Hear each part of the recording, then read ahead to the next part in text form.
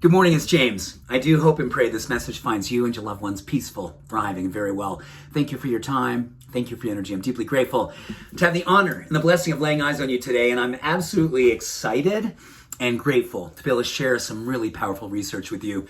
This is something I just want to be open from the very beginning.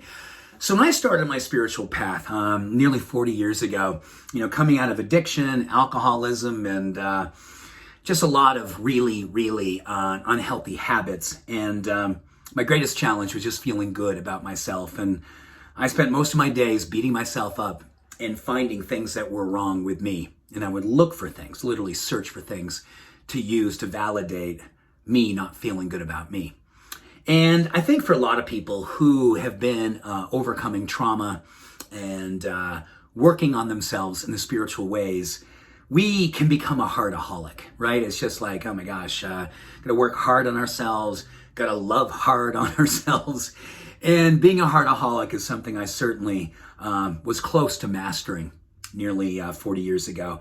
And that carried well into my late 20s and up into my early 30s.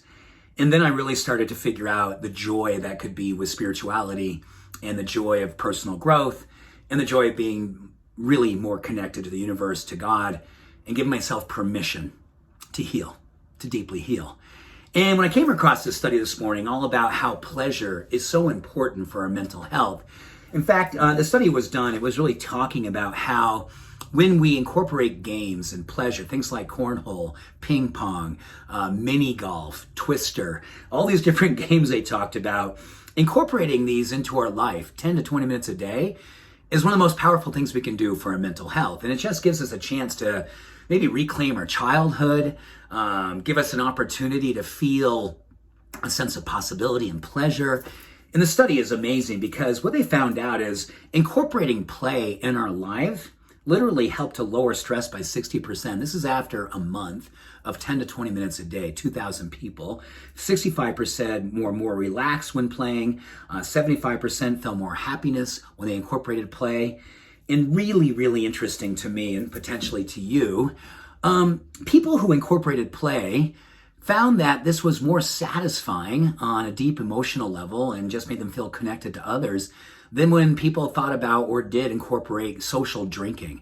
I'm not here to go on a thing about social drinking, but I think it's interesting that so much of what we do in this society is we go out and drink to connect. For better or worse, I'm not saying it's one or the other.